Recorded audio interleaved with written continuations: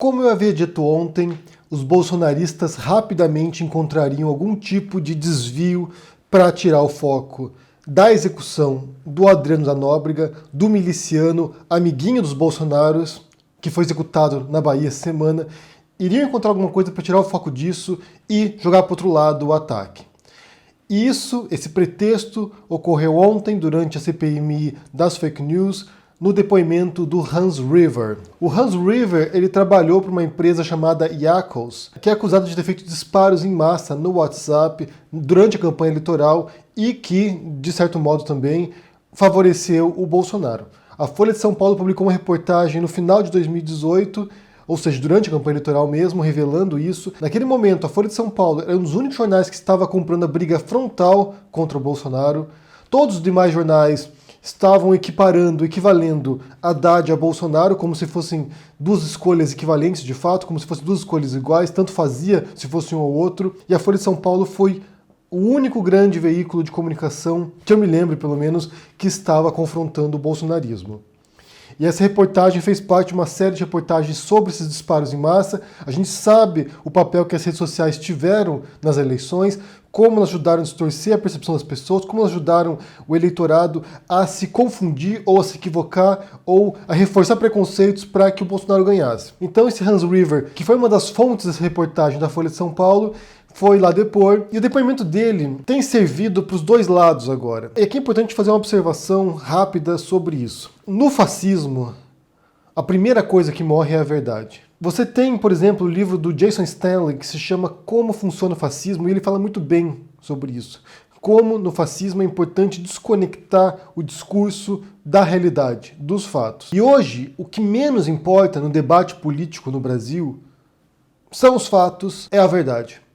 Isso não importa, não importa. Para o projeto de dominação desse grupo no poder, não importa a realidade, não importa os fatos. E quando eu falo verdade aqui, eu falo no sentido mais básico possível que possa ter esse termo. Porque a própria palavra verdade tem diferentes conotações, há um debate filosófico em torno disso, mas a gente realmente fala no sentido mais básico disso, que é a correspondência entre o enunciado, entre aquilo que a gente diz e os fatos. E isso já não importa mais. Os fatos não importam e a verdade não importa. Embora o Bolsonaro e a família dele propaguem correntemente: conhecereis a verdade e ela vos libertará. Só que o fato é que a verdade não importa.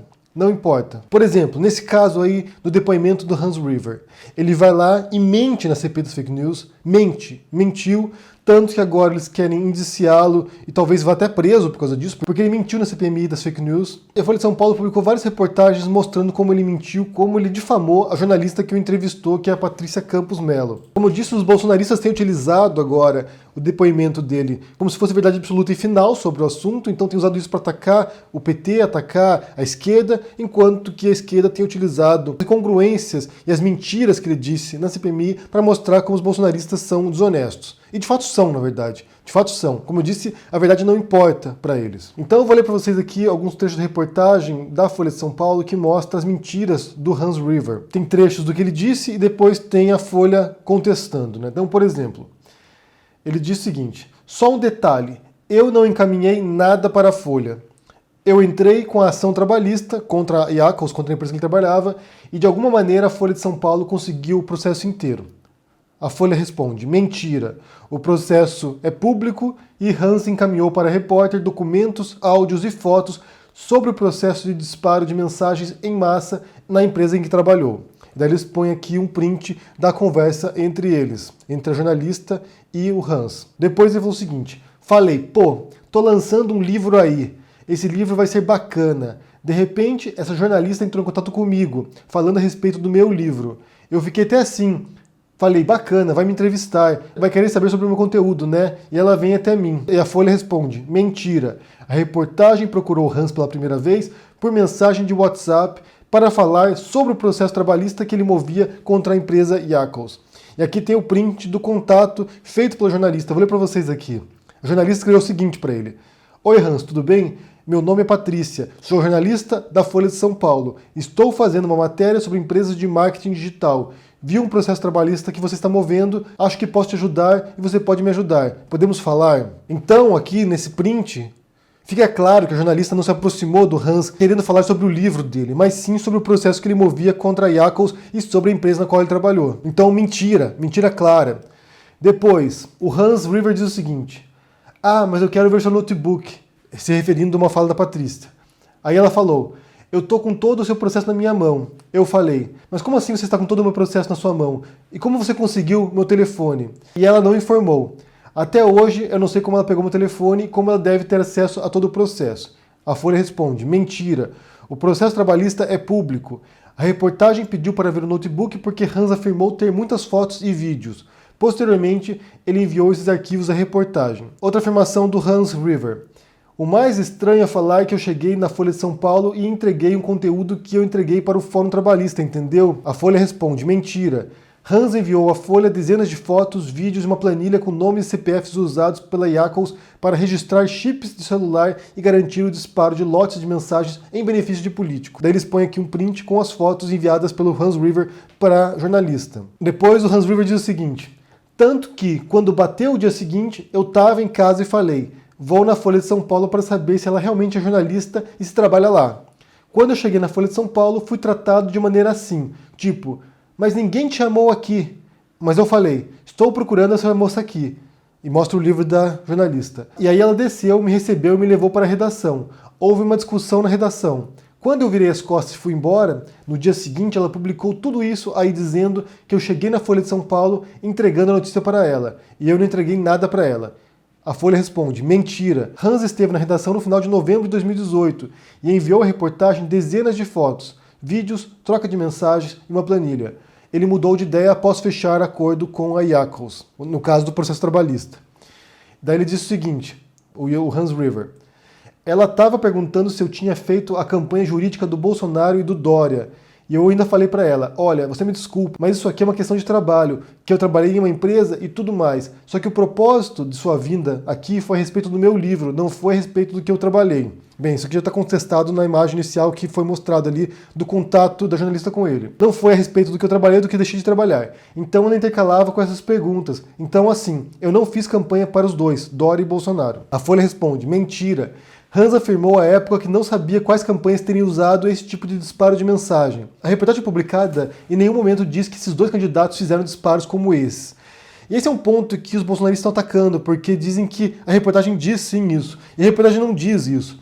Se você ler a reportagem da Patrícia, por exemplo, a reportagem de 18 de outubro de 2018, eles deixam claro aqui, olha, eles falam sobre os disparos, sobre as empresas que fizeram esse trabalho, e deu o seguinte: grande parte do conteúdo não é produzida pela campanha, vem de apoiadores. Então eles falam aqui que não foram necessariamente as campanhas dos candidatos que fizeram os disparos em massa, ou que pagaram esses disparos, mas que outras pessoas, empresas, apoiadores desses candidatos, puderam ter feito isso. Mesmo sendo crime, na verdade, porque isso é crime eleitoral. E tem um limite de valor também que pode ser ajudado.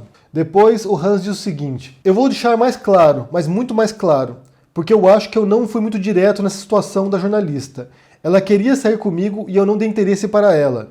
Ela parou na porta da minha casa e se insinuou para entrar na minha casa, com o propósito de pegar a matéria. Ela se insinuou para entrar e eu ainda falei que não podia entrar na minha casa. Ela queria ver o meu computador, que inclusive eu trouxe para cá. Não está aqui, eu trouxe para o flat em que a gente está. E quando eu cheguei na Folha de São Paulo, quando ela escutou a negativa, o distrato que eu dei, deixei claro que não fazia parte do meu interesse a pessoa querer um determinado tipo de matéria a troco de sexo, que não era a minha intenção, que a minha intenção era ser ouvido a respeito do meu livro, entendeu? Daí a Folha responde: mentira, a repórter nunca se insinuou para Hans. Desde o primeiro contato, ela afirmou que fazia uma reportagem sobre o processo trabalhista. Conforme mostra a reprodução da conversa, parte dele o convite para assistirem a um show. A repórter não responde e não vai ao show. Aqui tem um trecho do WhatsApp no qual o Hans se insinua para ela, na verdade é o contrário do negócio, né? Ele fala o seguinte aqui: se você estiver à vontade, vamos se ver e conversamos. Amanhã tem o show às 16 horas, quando eu sair do palco te aviso. Daí a repórter falou: ok. Daí o Hans: ok, vamos se ver? Ok, vai esperar eu sair do show? Ok, nada. A repórter não responde. E depois ela volta para o assunto da reportagem. E por fim o Hans River fala o seguinte: a jornalista apareceu justamente tudo isso que eu estou citando aqui. Vamos colocar a semana. Aconteceu a negociação do processo na segunda, terça-feira me apareceu o jornalista. Então foi feita a negociação um dia, no dia seguinte ela estava aparecendo. A Folha de São Paulo responde: mentira. A reportagem entrou em contato com o Hans pela primeira vez no dia 19 de novembro de 2018. A Folha entrou em contato com a Jacobs no dia 23 para pedir um posicionamento da empresa. Em mensagem no dia 25, Hans desiste de participar da reportagem. No dia 27, o advogado do ex-funcionário entra com petição de acordo trabalhista com a Jacobs. E depois você teve o Eduardo Bolsonaro, o filhotinho do presidente, aproveitando essa situação para atacar jornalista. Daí ele diz o seguinte, o Eduardo Bolsonaro aqui na CPMI. Então, só para destacar esse ponto, eu fiquei aqui perplexo de ver, mas eu não duvido, que a senhora Patrícia Campos Melo, jornalista da Folha, possa ter se insinuado sexualmente, como disse o senhor Hans, em troca de informações para tentar prejudicar a campanha do presidente Jair Bolsonaro. Ou seja, é o que a Dilma Rousseff falava, fazer o diabo pelo poder. E daí que eles repetem na Folha de São Paulo que é mentira, põe de novo print mostrando que quem se insinuou para a jornalista foi de fato o Hans. Então o que você tem? Você tem um sujeito que trabalhou numa empresa que basicamente veiculou fake news sobre candidatos, sobre campanha eleitoral, que fez disparos em massa para prejudicar os candidatos em muitos casos, que fez campanha publicitária para candidatos. Pode ser que tenha sido do PT também junto, mas certamente foi para uma porção de candidatos diferentes. E ele vai na CPMI da fake news e mente. E isso é um crime. Mentir nesse tipo de depoimento é crime. Então pode ser sim que o Hans vá preso por causa disso. Assim como o Alan dos Santos também mentiu no depoimento dele. Então aqui, voltando à questão da verdade, gente, voltando a esse problema da verdade, você percebe como há um descolamento entre os fatos, aquilo que a gente sabe, aquilo que você tem ali, os prints, as conversas entre o jornalista e o sujeito. Tem o áudio da conversa dela também com ele, tem os áudios das conversas deles, e você vê que o Hans vai lá e mente.